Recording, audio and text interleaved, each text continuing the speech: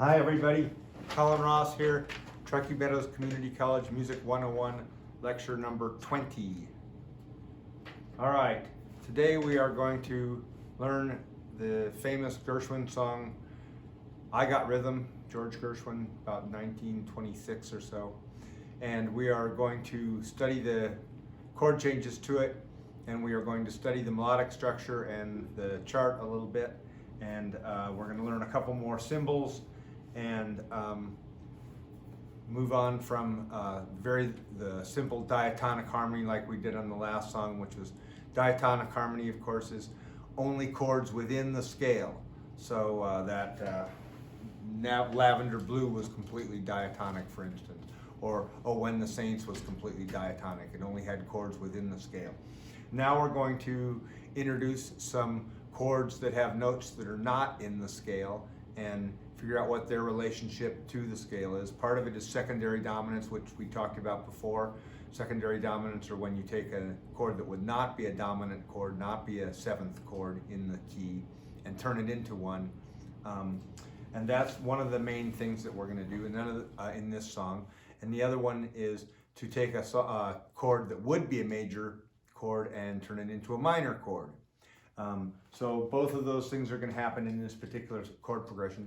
This particular chord progression is so famous, and it's been used in so many different contexts and as a vehicle for improvisation in jazz and in all kinds of music, and as a way to construct other songs, that the chord progression itself has a name and is rhythm changes, which is short for I Got Rhythm. But rhythm changes is the chord changes to I Got Rhythm. So we're going to learn a very simple version of the song, and on your module you'll find a sheet music and some notes that have reinforced all of this for you. So the first thing we're going to do is I'm going to just play the song one time. I'm going to play it in F, and then we're going to learn it one phrase at a time, memorize it in the key of G, and then we're going to look at the harmonies and the melody. So here's a simple version of it in F. I got rhythm, I got music, I got my ballad for anything more. I got daisies in green pastures, I got my ballad for anything more. Old man trouble, I don't mind him, you won't find him round my door. I got starlight, I got sweet dreams, I got my own for anything more. So that's the basic song. It's a 32-bar standard song form. This was a very popular song form in the 20s, 30s, and 40s and 50s. It's 4 8-bar segments, but 3 of them are the same music. So the form is an 8-bar A section that is then repeated, A, and then an 8-bar bridge, and then a final 8-bar A section. And then that whole form is repeated however many times that they want to do in the arrangement. So it's A, followed by another A, followed by another A. So at one point there's 3 A's in a row, which is after the final A of the first section, and then the first 2 A's of the next repeat of the whole song. So in this case, the first A section goes, I got rhythm, I got music, I got my pal, who could ask for anything more? And then the second A section has the same melody and different words. I got daisies in green pastures, I got my pal, who could ask for anything more? And then the bridge is a different melody. Old man trouble, I don't mind him, you won't find him round my door. Then back to the A section with a third set of lyrics. I got starlight, I got sweet dreams, I got my pal, who could ask for anything more? So that's the one time through the whole song. And then if there's going to be an arrangement of it, there would probably be 4 or 5 times around the whole entire song. But that's the 32-bar form. So let's break it down in terms of the, well, you can look at the chart and learn it off the chart. I did upload a chart for you in the key of G. So in the key of G, it sounds like this. I got rhythm, I got music, I got my pal, who can ask for anything more? Sorry, let me do that again. I got daisies in green pastures, I got my pal, who can ask for anything more? Old man trouble, I don't mind him, you won't find him round my door. I got starlight, I got sweet dreams, I got my pal, who can ask for anything more? So that's it in G.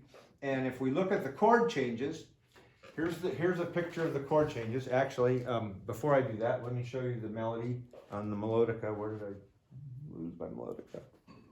Here it is. All right, so here we are, scale degrees of the melody. And this is in your notes. Here we are in the key of G. Starts on the 5th degree of the scale. Here's the scale. 1, 2, 3, 4, 5. Starts on 5 of the scale. That's 5, 6, 1, 2. 2, 1, 6, 5.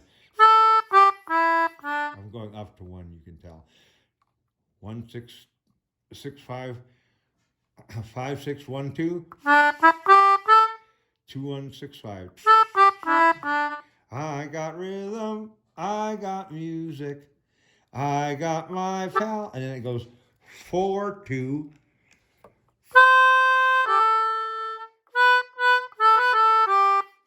4, 2, 3, 3, 2, 3, 2, 1. Who could ask for anything more? So the whole first A section goes 5, 6, 1, 2. Reverse 2, 1, 6, 5. Again. 4, 2, 3, 3. 4, 2, 3, 3, 2, 1, 2, 2. Then the bridge goes 3, raised 4. Here's 4 in the scale, but it's raised 4. Then it goes 3, 6. Then 2, 3, 2, 3, 5.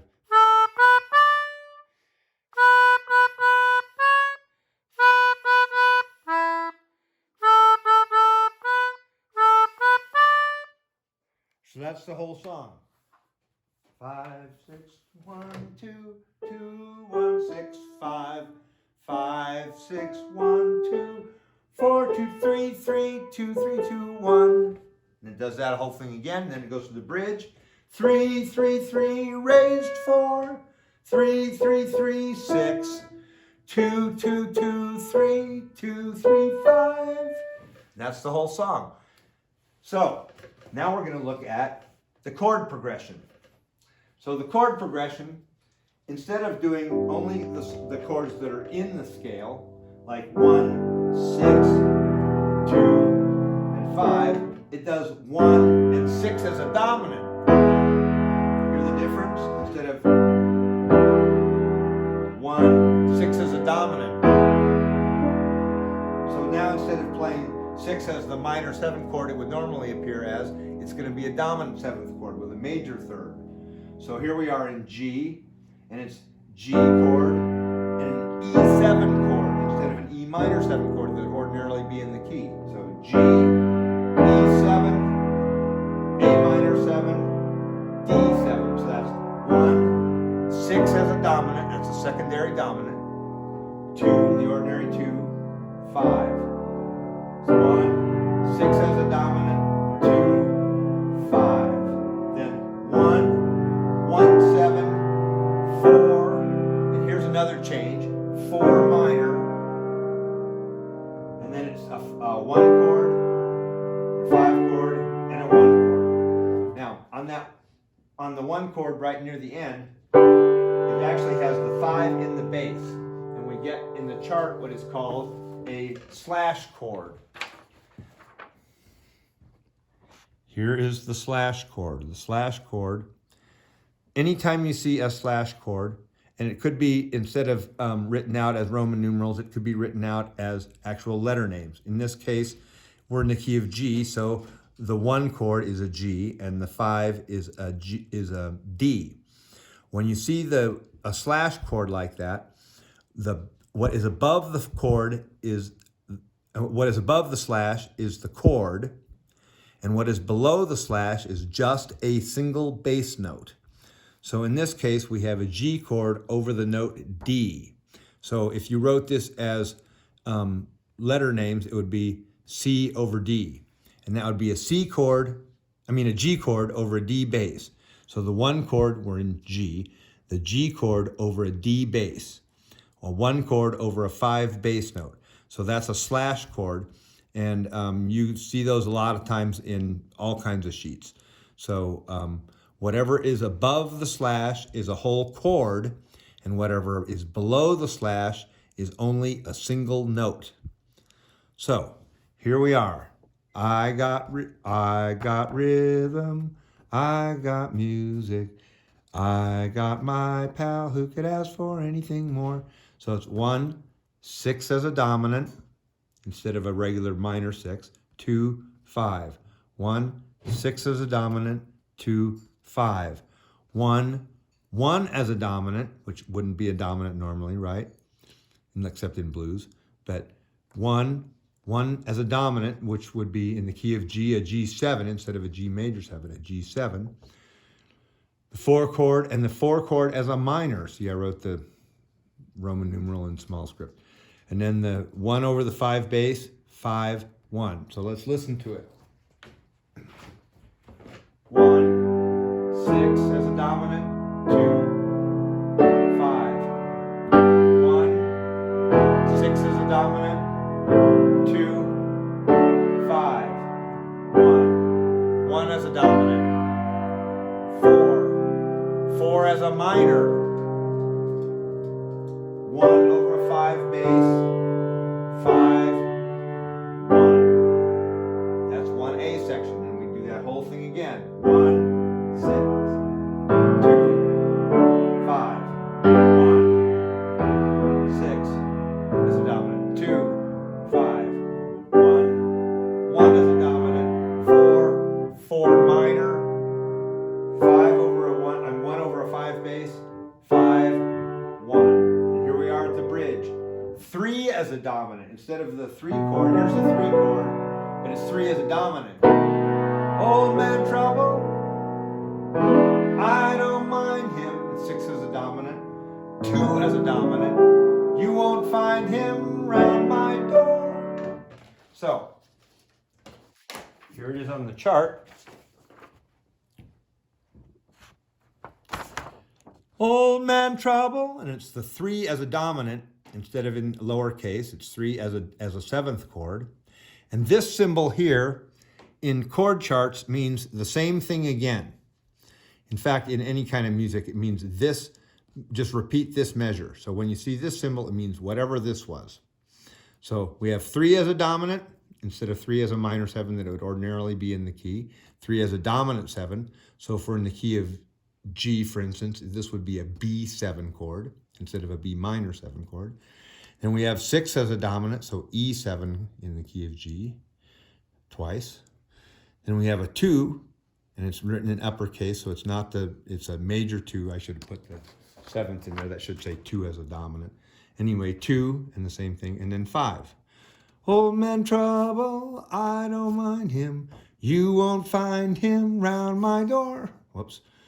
Old man trouble, I don't mind him. You won't find him round my door. So, in the key of G, here's the 3 chord. Every other one starting on 3. But instead, we're raising the 3rd of that so that now it's a dominant. Old man trouble. Same with the 6th chord. Instead of being this, it's this. I don't mind him. Same with the 2 chord. Instead of being this, it's you won't find him round my door. Secondary dominance. So this progression has been so used in so many ways that it has its own name. It's called rhythm changes, as I told you before. And so in the sheet music that I downloaded for you, there's a more complicated version of the chords that I want you to, for now, ignore. And I want you to transcribe the melody in the key of G with the chords as I've written them both on these charts and in the notes that you will find. And I want you to do it in a lead sheet format, and I will show you what that is here in just a few moments. In fact, I'll do that right now. So here's how a lead sheet format looks. I just opened it at random to Lesser's I Believe in You. So the way the lead sheet works is the melody is written in treble clef, and if it had a vocal, you would write the vocal lines under the notes, and you write the chord symbols above the melody line, and that's all there is to it. It's a melody line and a chord symbols.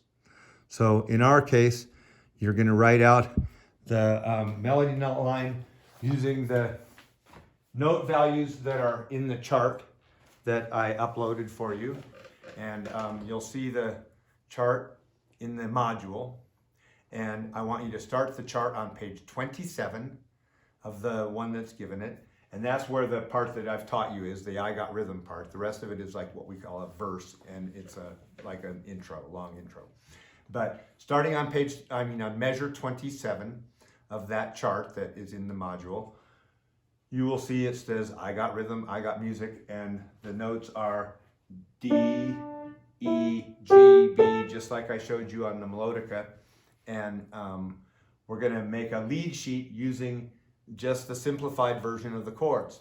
So I have uploaded both of those things, and here's a version of it just to look at it as the same concept. Here we are in the key of C. So here's the chord changes in the key of C. C, A7 instead of A minor 7. D minor 7, G7. C, A7, D minor 7, G7. C, C7. Remember in the key it would be a C major 7, but now it's going to be C, C7, F, F minor with a 6th. The melody note is actually the 6th. And then here's the slash chord with the C over the G. That's the C chord over the G bass note. And then a G7 and a C. So that's I got rhythm, I got music, I got my pal who could ask for anything more. And then it repeats that whole thing with the other words. Then we get to the bridge. In the key of C, it would be E7, followed by the same thing. There's that symbol. A7, followed by the same thing. Here's that symbol. D7, followed by that symbol. G7.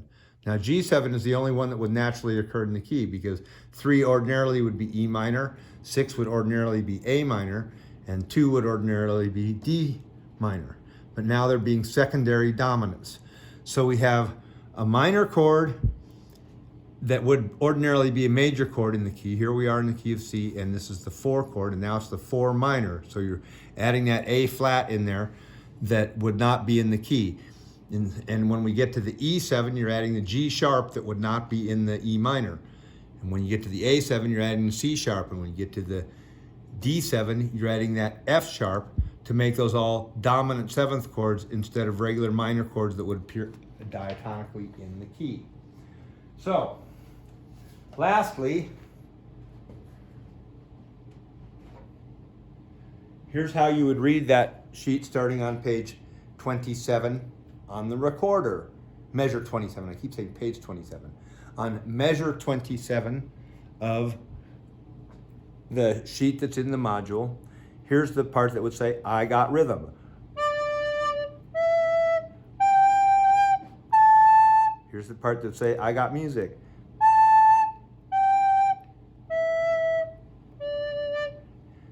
Here's the part that says, I got my pal. Here's the who could ask for anything more.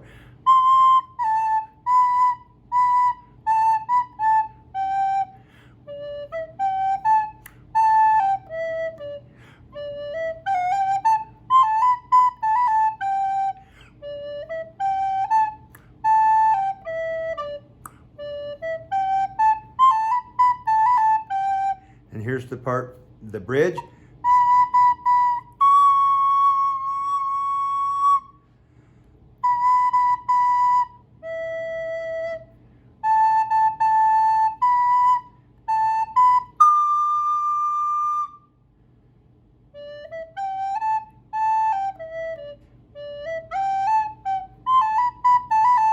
Here's the bridge.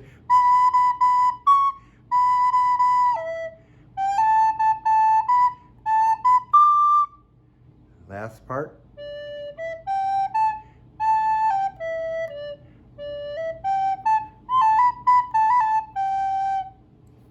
All right. So, in summary, we have learned two new harmonic devices, which are adding a minor chord, especially on the 4 chord. You hear it a lot in all kinds of things. Here we are in C. 4 minor, 1, 4 minor,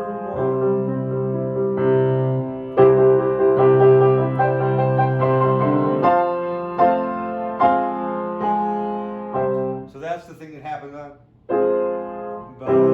We learned about adding the 7th on the 1 chord. And a lot of times the bass note goes to the 3. It's still the 1 chord, but it goes to the first inversion of the 1 chord. And the 4, then we had that 4 minor. So that was one of the harmonic devices. Now these are ways to introduce notes that are not in the scale and chords that are not in the scale. Then when we got to the, on the first section, we also noticed that the 6th chord was a dominant chord instead of a normal 6th chord. And on the bridge, they were the 3 and the 6 and 2 were all dominant chords, where they would ordinarily be minor 7th chords. Secondary dominants are what those are called. We also learned about slash chords, which are where there's a chord and there's a note underneath that chord. So in the case of this song, there's a 1 chord with a 5 in the bass.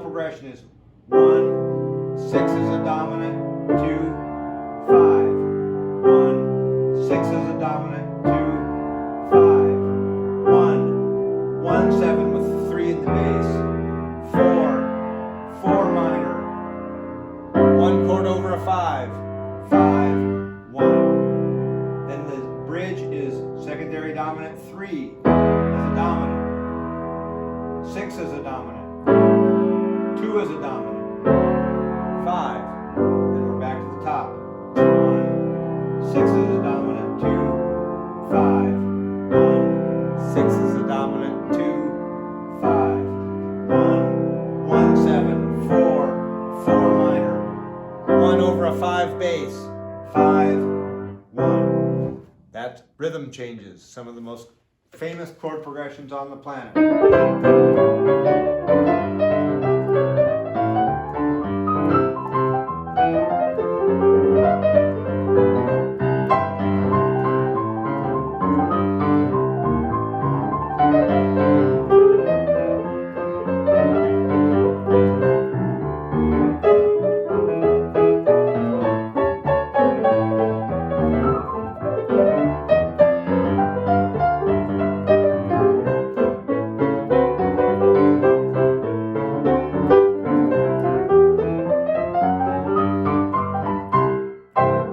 Some of the most famous early jazz, 20s, 30s, 40s music involves those kind of changes. You can also slow it down, put it in a different key, give it a completely different kind of groove.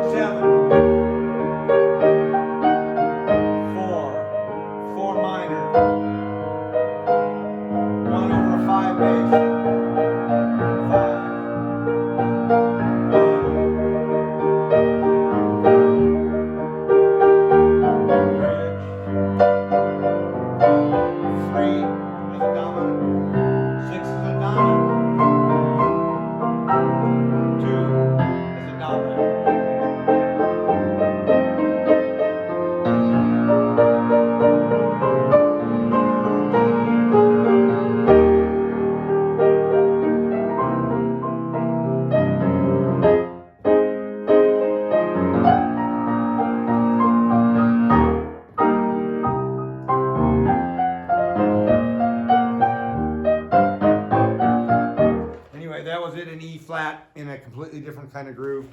It's just one of those utility progressions. And of course, you can't copyright a chord progression. You can copyright melodies and lyrics, but you can't copyright chord progressions.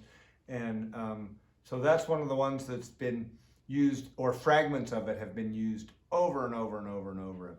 And maybe not always in the same order, but a lot of the same vocabulary. So there's your lesson on rhythm changes. All right, look for your assignment and look for your notes.